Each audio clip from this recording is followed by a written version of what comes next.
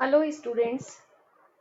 चलिए यूनिट 1 और यूनिट 3 हम ऑलरेडी कंप्लीट कर चुके हैं और आज जो हम स्टार्ट करने जा रहे हैं वो है हमारा यूनिट 4।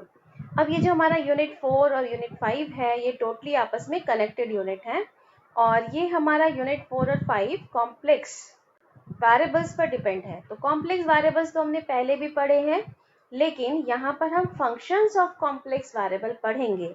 तो यूनिट 4 में तो हम ऐसे फंक्शंस के डिफरेंशिएशन के बारे में बात करेंगे और यूनिट 5 के अंदर हम ऐसे फंक्शंस के इंटीग्रेशन के बारे में बात करेंगे। तो चलिए यूनिट 4 की हम यहाँ स्टार्टिंग लेने जा रहे हैं और यूनिट 4 का जो आपका नेम है वो है फंक्शंस ऑफ कॉम्प्लेक्स वेरिएबल। तो इस यूनिट के अंदर हम क्या बेसिक्स टर्म्स या टर्मिनोलॉजी यूज करेंगे।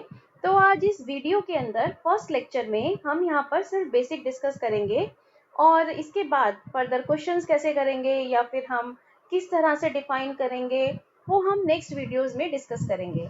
तो चलिए यहाँ पर मैं डिस्कस करने जा रही हूँ, जो हमारा टॉपिक है वो है एनालिटिक फंक्शन।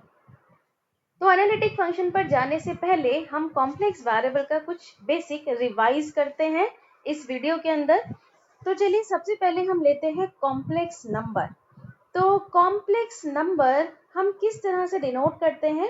कॉम्प्लेक्स नंबर को हम यहाँ z से डिनोट करेंगे और z कॉम्प्लेक्स नंबर आप लेते हैं x प्लस आयोटा y, जहाँ पर ये जो आयोटा है ये डिनोट करता है रूट ऑफ -1 को। अब ये x आपके पास क्या है, x आपके पास इस कॉम्प्लेक्स नंबर का रियल पार्ट है और y क्या है, ये कॉम्प्लेक्स नंबर का आपके पास इमेजिनरी पार्ट है। तो अगर आपसे पूछा जाए कि भाई रियल पार्ट ऑफ z क्या होगा, तो आपका आंसर होगा x and imaginary part of z क्या होगा, तो आपका आंसर होगा y। तो हम यहाँ पर कॉम्प्लेक्स नंबर को डिनोट कर रहे हैं z से and z is x plus iota y। Next हम लेते हैं यहाँ पर कॉन्जुगेट ऑफ कॉम्प्लेक्स नंबर। तो कॉम्प्लेक्स नंबर को हमने डिनोट किया z से, कॉन्जुगेट z बार। z बार किस तरह से आप लिखते हैं, जो भी आपका इमेजिनरी पार्ट उसका साइन चेंज कर दो, सो x minus iota y, this is conjugate of this complex number.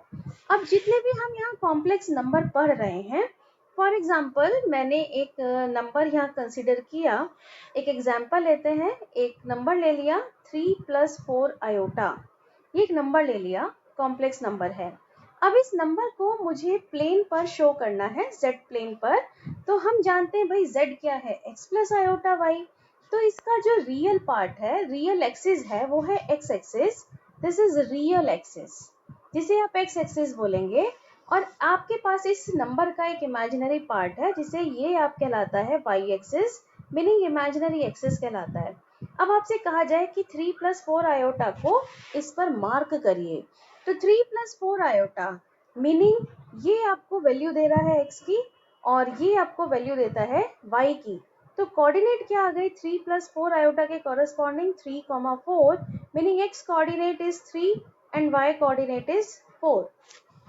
तो x एक्सिस पर आप 3 मार्क करें और y एक्सिस पर आप 4, ये आपके पास y एक्सिस पर 4। तो आपके पास ये जो पॉइंट आ गया, दिस पॉइंट इज, ये हमने पॉइंट लिया था 3 + 4 आयोटा, जिसके कोऑर्डिनेट है 3, 4। तो जब भी हम किसी पॉइंट की बात कर रहे हैं z इक्वल्स टू 3 + 4 आयोटा और आपसे कहें भाई इसे मार्क करिए, तो इसका x कोऑर्डिनेट क्या होगा 3, y कोऑर्डिनेट 4 और आप इसे इजीली एक्सिस पे मार्क कर सकते हैं। तो ये तो बेसिक।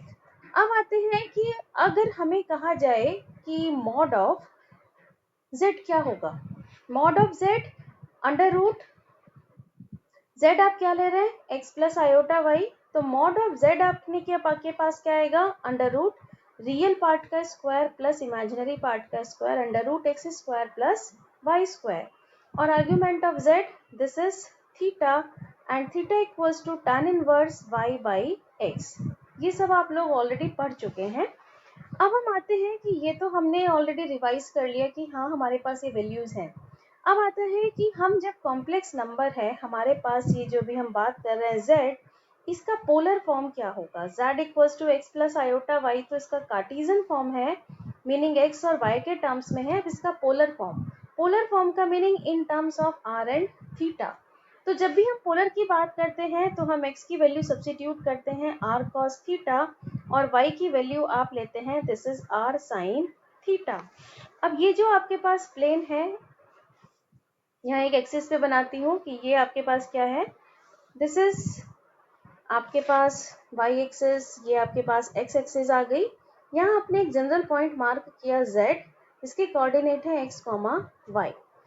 अब आप इसे पोलर में कन्वर्ट कर रहे हैं तो ओरिजिन से लेकर पॉइंट तक का ये जो डिस्टेंस है ये कहलाता है आपके पास r, और इस रेडियस वेक्टर का x की पॉजिटिव डायरेक्शन से जो एंगल कहलाता है ये कहलाता है आपके पास थीटा। तो x का सब्स्टिट्यूशन आप रखते हैं r cos theta and y आप पुट करते हैं r sin थीटा। तो ये नंबर आपके पास कन्वर्ट हो जाता है x equals to r cos theta plus y की वैल्यू r sin थीटा। अगर हमने यहाँ से r कॉमन ले लिया तो ये कन्वर्ट हो गया cos theta plus iota sin theta, this is equals to z। ये इसका कहलाएगा पोलर फॉर्म। अब r क्या है, हम r की वैल्यू किस तरह से फाइंड आउट करें।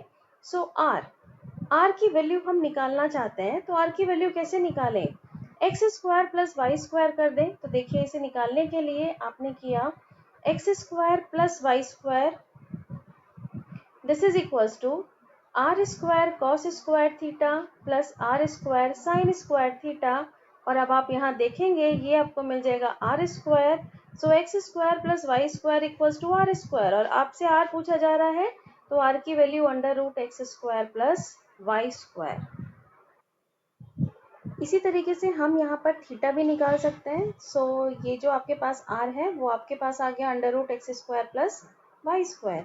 अब अगर आपको थीटा निकालना है इन्हीं इक्वेशन की हेल्प से तो आप इन्हें डिवाइड कर सकते हैं। तो देखिए थीटा की वैल्यू क्या आ जाएगी निकल के, आपने डिवाइड कर लिया, ये आपने ले लिया y अपॉन एक्स। तो y की वैल्यू आपके पास क्या है r sine theta upon r cos theta. तो देखिए r से r कैंसिल हो गया, आपको टेन थीटा मिल गया, tan theta equals to y by X, so theta equals to tan inverse y by X. तो जब भी हम पोलर का सब्स्टिट्यूशन करते हैं x equals to r cos theta and y equals to r sin theta, where r equals to X square plus Y square and theta equals to tan inverse y by X. ये आपके पास values आती हैं, कैसे आती हैं वो मैंने आपको निकाल के दिखा दिया। अब आता है पोलर फॉर्म के बाद हम इसकी लेते हैं एक एक्सपोनेंशियल फॉर्म। अब एक्सपोनेंशियल फॉर्म भी हमारी पोलर फॉर्म से ही निकल आती है। तो देखिए पोलर फॉर्म अभी हमने जो निकाली है इसे मैं हाईलाइट करती हूँ, ये हमने आपके पास निकाल के दी पोलर फॉर्म।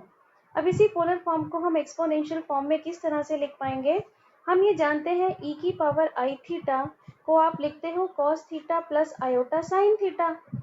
अब इसी टर्म को आप अपने पोलर फॉर्म में इंट्रोड्यूस कर दो तो z की वैल्यू आपको क्या मिल गई r, ब्रैकेट में लिखा है cos theta plus iota sine theta, तो इसकी वैल्यू आपके पास आ गई e की पावर आई थीटा। तो कभी कभी हम z की वैल्यू r e की पावर आई थीटा भी क्वेश्चन करने के लिए यूज करेंगे, दिस इज एक्सपोनेंशियल फॉर्म। तो ये तो हमारा जस्ट एक बेसिक हो गया। अब इस बेसिक के बाद हम एक इक्वेशन और लेने जा रहे हैं, इक्वेशन ऑफ सर्किल। तो यहाँ पर हम जब हम काम करते हैं कॉम्प्लेक्स प्लेन पर या जो भी हम यहाँ फंक्शंस पढ़ रहे हैं कॉम्प्लेक्स वेरिएबल के, तो वहाँ पर हम z का यूज़ कर रहे हैं, कॉम्प्लेक्स वेरिएबल यूज़ कर रहे हैं। अब उसी वेरिएबल की फॉर्म में हम सर्कल का इक्वेशन कैसे लिखें, तो सबसे पहले हम बेसिक इक्वेशन पर आते हैं जो हम सर्कल का बेसिक इक्वेशन पढ़ते हैं। बेसिक इक्वेशन हम सर्कल का क्या पढ़कर चलते हैं, एक सर्कल जिसका सेंटर अगर मैं h और k मान लूँ और जिसकी मैं रेडियस आपसे कह दूँ r है, तो ऐसे सर्कल का इक्वेशन जो हम सब ने पढ़ा है वो है x माइनस एच का whole square plus Y minus K का whole square equals to R square. ये एक बेसिक सा इक्वेशन पढ़ाया जाता है। अब इसी में अगर आपसे ये कह दिया जाए कि ये जो सर्किल है इसका सेंटर अगर हम 0 0 पे ट्रांसफर कर दे और रेडियस r है और आपसे कहें चलिए इसका इक्वेशन बताइए, तो आप मुझे इसका इक्वेशन बताएंगे कि ये आ गया भाई X square plus Y square equals to R square. तो ये हमारे पास एक कार्टेशियन इक्वेशन है जो हम ऑलरेडी पढ़ चुके हैं। लेकिन अब यहाँ पर हम सर्किल का इक्वेशन क्या यूज करेंगे, so equation of circle mod of z minus Z not equals to r, this is equation of circle. अब इक्वेशन ऑफ सर्किल में इसका सेंटर क्या होगा, इसका जो सेंटर है, सेंटर होगा आपके पास z0 का पॉइंट और रेडियस राइट हैंड साइड जो आपके पास ये दी जाएगी, दिस इज रेडियस r। जैसे अगर आपसे कहा जाए कि चलिए एक इक्वेशन मैं आपको लिखकर दिखाती हूँ, एक सर्किल का इक्वेशन आपको दे दिया, इक्वेशन ऑफ सर्किल ये दे दिया, this is equation of circle mod z equals to 3, this is equation of circle. अब आप अपने इस सर्किल के इक्वेशन को आप स्टैंडर्ड इक्वेशन से अगर कंपेयर कर लें तो आपको ये नजर आएगा mod of z minus 0 equals to 3। इसका meaning 0 is a centre and radius is 3। ये आपके पास आ गया। तो सेंटर के कोऑर्डिनेट आपके पास कितने हैं, 0 0 और रेडियस इस की है आपके पास 3। ये आपके पास सर्किल का इक्वेशन है mod z इक्वल्स टू 3। ये इंफॉर्मेशन यहाँ से मिल जाती है। और अगर मैं इसी को कार्टेशियन फॉर्म में आपको निकाल के दिखाऊं, भाई mod z equals to 3 it's equation of circle, तो ये निकालना भी बहुत सिंपल है। किस तरह से हम इसे निकाल सकते हैं, देखिए मैं आपको यहाँ करके दिखाती हूँ। mod z इक्वल्स टू 3 के कॉरेस्पॉन्डिंग मैंने आपको दिया mod z इक्वल्स टू 3। मैं आपसे कह रही हूँ mod of z, mod of z meaning आपसे कह रही हूँ mod ऑफ z को आप लिख रहे हैं x plus iota y equals to 3। mod of x plus iota y अभी आपको बताया, this is root of x square plus y square equals to 3. Eliminate root. So x square plus y square equals to 9. It's a equation of circle whose center, जिसका center आपके पास कितना होगा 0 0 और radius आपके पास इस सर्किल की कितनी होगी, ये रेडियस आपके पास होगी 3। और यही चीज मैंने आपको यहाँ से बताई है, this is equation of circle mod z equals to 3। Directly देखकर बता सकते हैं कि जिसका सेंटर 0 0 है एंड रेडियस 3 है। इसका हम आगे यूज करने जा रहे हैं, इसलिए यहाँ पर ये स्टैंडर्ड इक्वेशन आपको बता दी, इसलिए इसको ब्लॉक कर रही हूँ। इसकी हेल्प से आप इजीली सेंटर, रेडियस, सर्किल का फाइंड आउट कर सकते हैं। नेक्स्ट हम यहाँ पर आते हैं, अब हम लेते हैं फंक्शंस ऑफ कॉम्प्लेक्स वेरिएबल, जो एक्चुअली इस यूनिट का नेम है, फंक्शन ऑफ कॉम्प्लेक्स वेरिएबल। अब देखिए कॉम्प्लेक्स वेरिएबल को तो आपने यहाँ किससे डिनोट किया, आपने डिनोट किया है z से, z is x plus iota y। हम इस वेरिएबल के, इस कॉम्प्लेक्स वेरिएबल के फंक्शंस पढ़ रहे हैं, तो यहाँ पर हम इसे किससे डिनोट कर रहे हैं, फंक्शन ऑफ z, इसे हम डिनोट कर रहे हैं, दिस इज w। अब फंक्शन ऑफ z w से डिनोट किया, एक फंक्शन लिखकर दिखाती हूँ। मान लीजिए मैंने एक फंक्शन लेट कर लिया, this is equals to z square. ये फंक्शन लेट किया, तो एक्चुअली मैंने लेट क्या किया, या मैंने फंक्शन क्या बनाया, z is x plus iota y का होल स्क्वायर। तो मेरे पास जो फंक्शन है वो है f z equals to x plus iota y का होल स्क्वायर। हम इसे ये भी कह सकते हैं कि w equals to f z है, क्योंकि हम एफ जेड को किससे डिनोट कर रहे हैं, w से। And this is equals to, मेरे पास फंक्शन है x प्लस आयोटा वाई का होल स्क्वायर। इसका होल स्क्वायर अगर ओपन कर दें तो x square plus iota y का whole square plus 2 iota x y, और ये आपके पास w की वैल्यू आ जाती है x square, iota square is -1, so minus y square plus iota into 2xy। ये आपने z स्क्वायर को ओपन कर लिया। अब आप यहाँ एक चीज एनालाइज करेंगे कि फिर से आपको इसका एक रियल पार्ट मिल गया, दिस इज रियल पार्ट, और फिर से आपको इसका एक इमेजिनरी पार्ट मिल गया। तो स्टैंडर्ड फॉर्म के अंदर जो भी हमने यहाँ फंक्शन लेट किया w equals to f z, हम इसे कहते हैं this is equals to u plus i v, u meaning real part and v is imaginary part. Function का w equals to f z का, फंक्शन ऑफ कॉम्प्लेक्स वेरिएबल का real part is denoted by u and imaginary part is denoted by v। तो यहाँ पर मेरे पास इस particular जो मैंने फंक्शन लेट किया, वहाँ u की वैल्यू आपको क्या मिल गई, आपको u की वैल्यू मिल जाती है x square minus y square real part, and imaginary part आपको मिल जाता है दिस इज 2xy। तो जब भी हम w की बात करें तो आप w को रिप्रेजेंट करेंगे u प्लस आई वी। अब u को ध्यान से देखिए, u अगेन किसका फंक्शन है, u x और y के टर्म्स में लिखा है, तो u is a function of x y. v भी किसके टर्म्स में आया, एक्स वाई के टर्म्स में आया, तो आप v भी कह सकते हैं कि v is a function of x y. तो हम इसे ऐसे भी लिख सकते हैं कि w equals to f z equals to u is a function of x y plus iota v is a function of x y. तो जब भी आप किसी फंक्शन को ओपन करेंगे तो उसका आपको रियल और इमेजिनरी पार्ट मिलेगा। रियल पार्ट को u से डिनोट कर लेना, इमेजिनरी पार्ट को v से डिनोट कर लेना।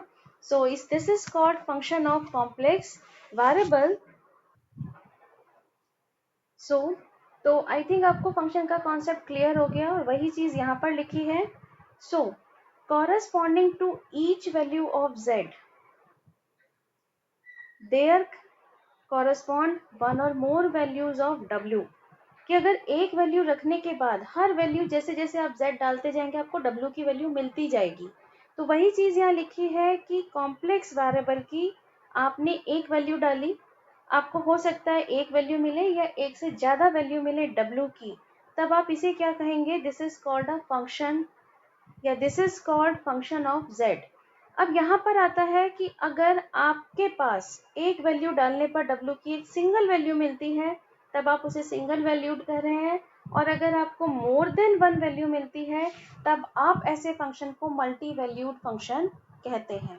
तो नाम से क्लियर है, अगर आप कहीं आपसे कहा जाए किसी डेफिनेशन में सिंगल वैल्यूड, तो इसका मतलब z की एक वैल्यू डालने पर w की एक ही वैल्यू मिल रही है, दिस इज सिंगल वैल्यूड.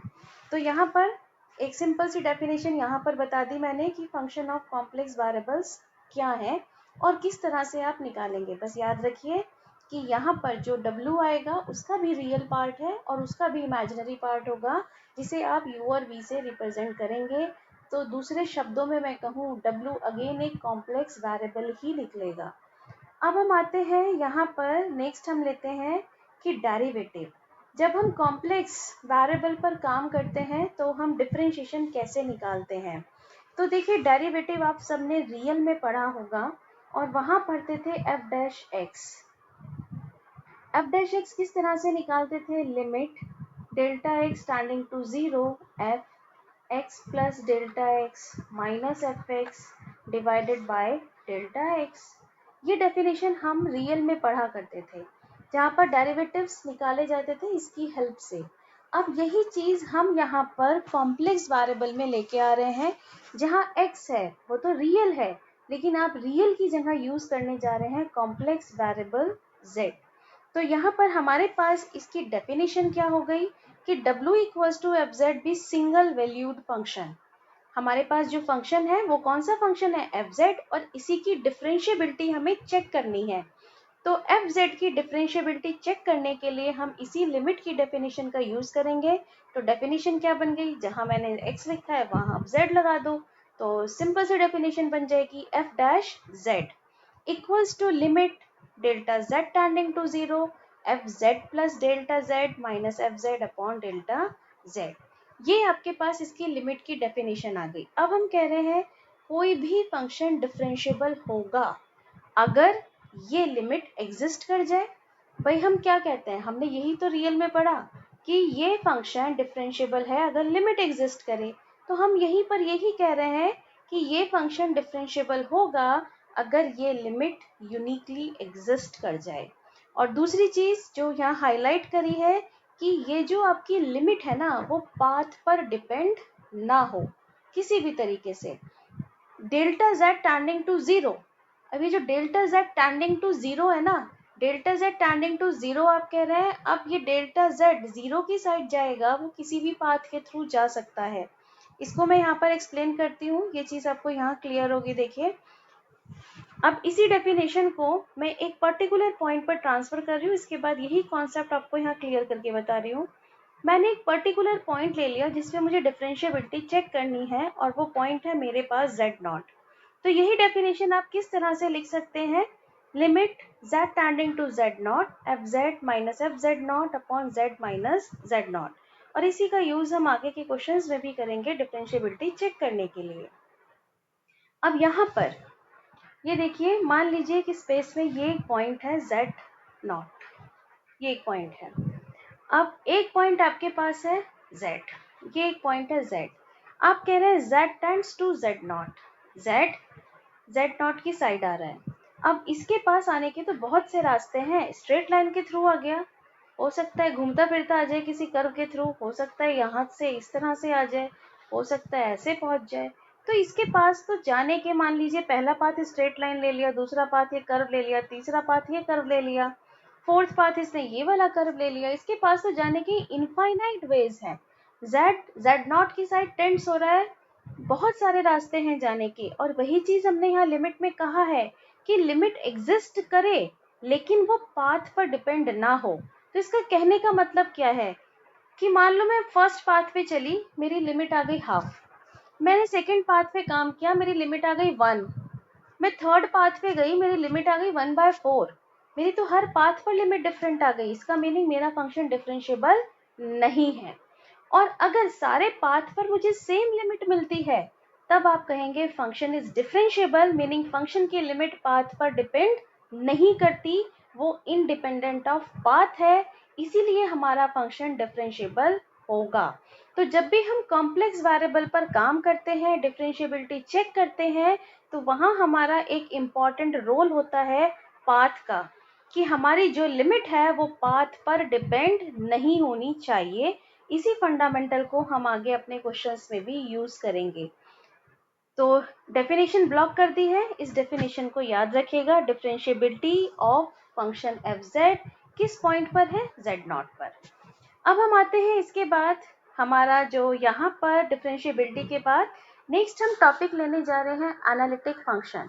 अब ये एनालिटिक फंक्शन क्या है, इसका एक दूसरा नाम रेगुलर फंक्शन भी है, इसे होलोमॉर्फिक फंक्शन भी कहते हैं। तो बहुत कंफ्यूज होने की जरूरत नहीं है।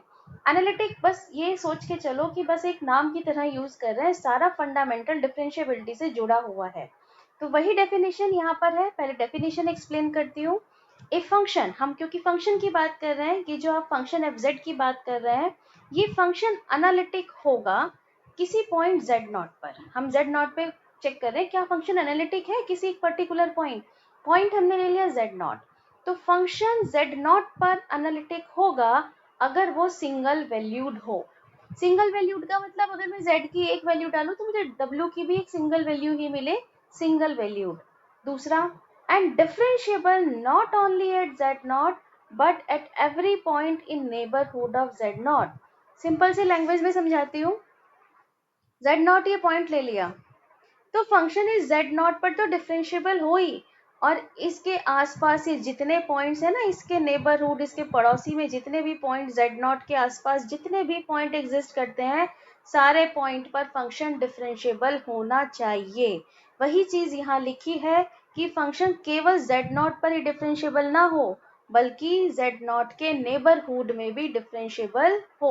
अगर ऐसा है तब आप उसे एनालिटिक कहेंगे। तो सिंपल सी भाषा में समझ लीजिए कि फंक्शन डिफरेंशिएबल होना चाहिए। अगर वो डिफरेंशिएबल है तो एनालिटिक कहोगे, और अगर डिफरेंशिएबल नहीं है आप उसे एनालिटिक नहीं कहेंगे। तो डिफरेंशिएबिलिटी सिर्फ पॉइंट पर ही चेक नहीं होगी, बल्कि पॉइंट के आसपास जितने उसके नेबरहुड, जितने उसके पड़ोसी पॉइंट्स हैं, उन सब में आप उसकी डिफरेंशिएबिलिटी चेक करेंगे। मीनिंग हर पॉइंट पर फंक्शन डिफरेंशिएबल होना चाहिए अपने नेबरहुड में। तो this is called analytic function या रेगुलर फंक्शन या होलोमॉर्फिक फंक्शन। अब आता है कि अगर दूसरी कंडीशन लेते हैं, मान लीजिए फंक्शन डिफरेंशिएबल है ही नहीं, तब आप उसे क्या कहेंगे। तो यहीं पर लिखते हैं, if w equals to f z is not analytic, analytic मतलब not differentiable at z equals to z0, then z0 is called, ऐसे पॉइंट्स को आप क्या कहते हैं, singular point. Then z0 is called singular point.